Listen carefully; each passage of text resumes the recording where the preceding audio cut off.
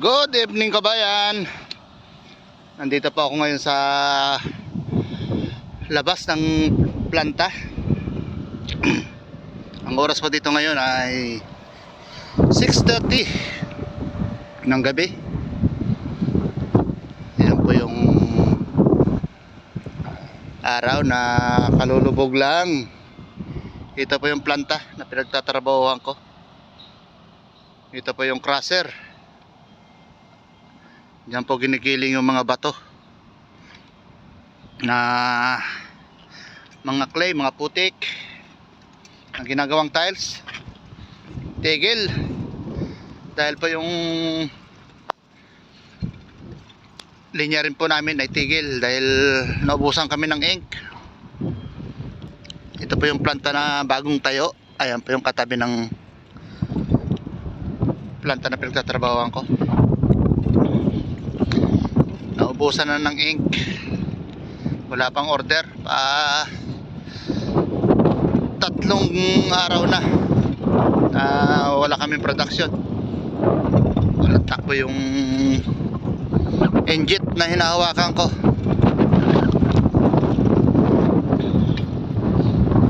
Nakasakit. Lakas sa hangin na malamig.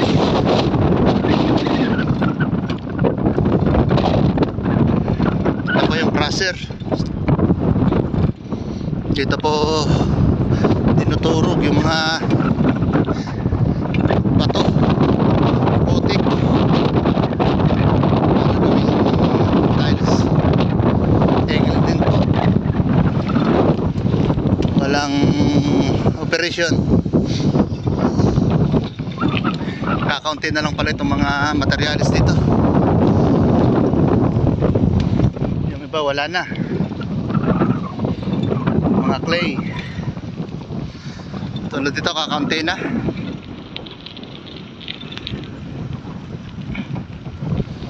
Ayan. Ito pong planta na to ay tabi po ng kalsada, tabi ng dagat. Yan po yung mga tiles na yan na reject, mga basag, ginigiling po yan, pinupulbos at ginagawa uling tiles, nilalahok nila. Ito pa yung crusher dito. Yan po nilalagay yung mga putik at bato para durugin. Pupunta pa ako ng tabing dagat. Ito, konti na lang itong clay na to.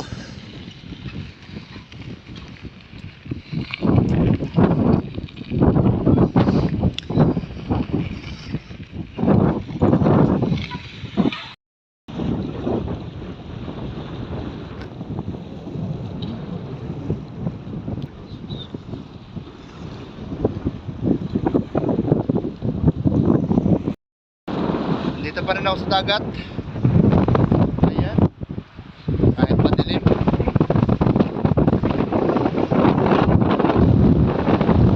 Pasok ko ay alas 7 pa, kaya maaga pa naman. Punta ko rito. Tabi ng dagat. Dahil matagal na rin ako hindi nakakapunta rito. Maaga akong dumating dito sa planta, kaya maglit muna ako rito sa tabi ng dagat na napakalamig, ang lakas ang simoy ng hangin. Pupunta na ako doon sa planta dahil napakalamig dito. Ito pa yung mga sako na big sack, malalaking sako na ginagamit. Dito po nilalagay yung mga putik. Ayan, nakatambak dito, napakarami. Mga putik, mga bato, mga clay. Diyan po yan nilalagay. Galing po sa iba't ibang bansa yan, yung mga ginagamit ditong mga putik at mga bato. Ayan, ako'y nagbibisikleta dahil malalayo din itong dagat. Mga 10 minutes din lang kung lalakarin. Galing dito sa plantang pinagtatrabahuhan ko.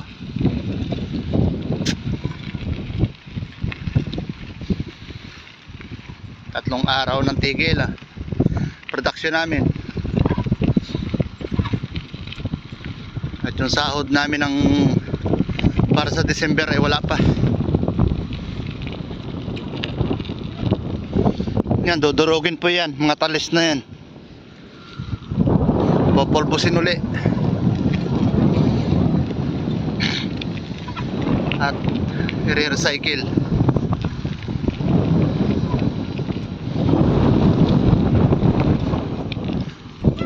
Ito, konti na itong putik na ginagamit.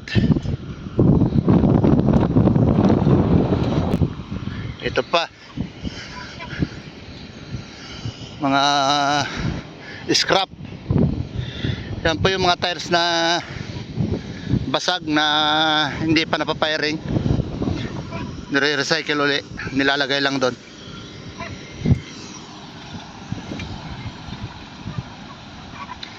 Dito po yung mga putik at bato ay dito po nila inuhugasan.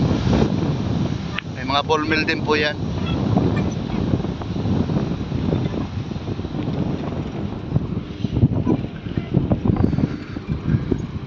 Ito po yung planta na paggawa ng barko. Ito naman po yung sa unahan, yung planta pinagtatrabahuhan ko. Ayan.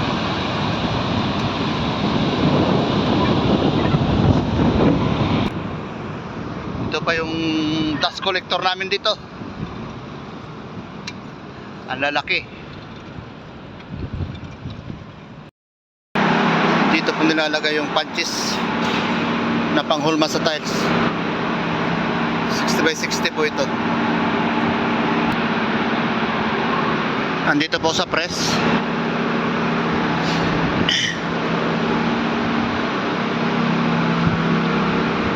Ang oras po ngayon dito ay 6:40 ng gabi. Ito po yung isang punches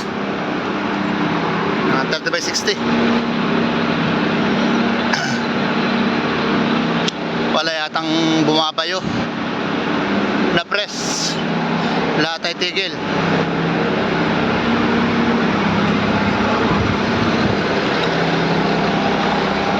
Diyan po inuhulma yung mga tiles. Napakarami. 8 po ito na press, pero tigil lahat.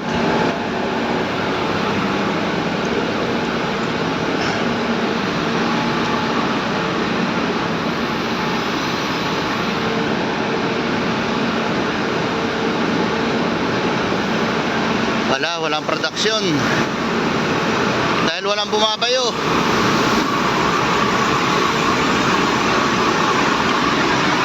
Ayan, mga tigil.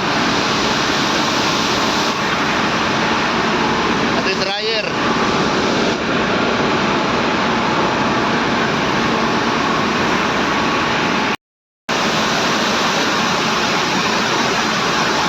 Tigil lahat.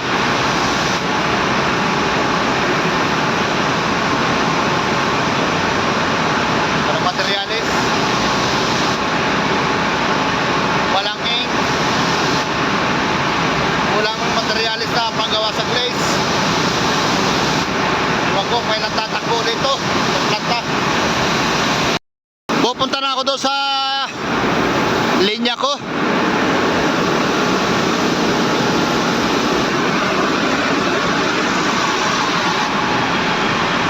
Tangkipali press operator.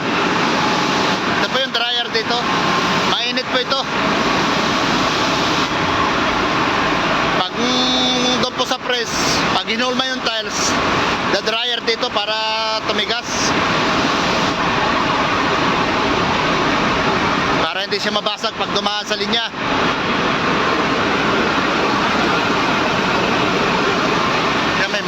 pa rito. 60x60. Pero yung kapal niya 18mm. Napakabigat po yan. Ang isang tiles ay 25 kilos.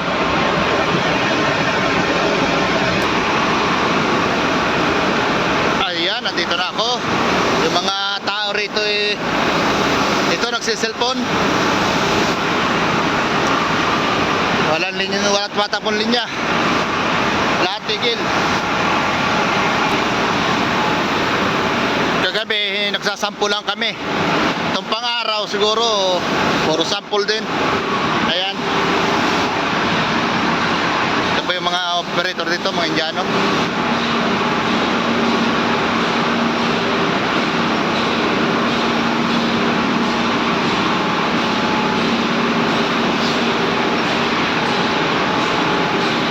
Tigil lahat. Pag may time mamaya, pag maganda yung panahon, pupunta ako sa dagat, manghuhuli ako ng alimasag. So malakas pa yung hangin. Napakalakas ng hangin. Pag malakas ang hangin, magalaw yung tubig sa dagat. Nasa paanan mo na yung alimasag, hindi mo pa makita.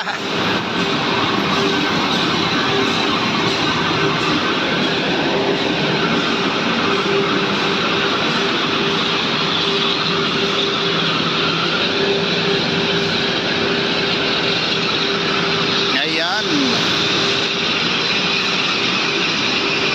Ito pa yung mga box na dyan po nilalagay yung tiles.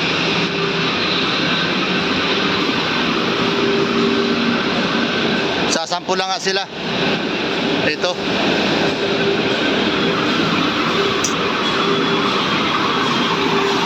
Para po kabayan, hanggang dito na lang po. Maraming po salamat sa inyo lahat. Ingat po.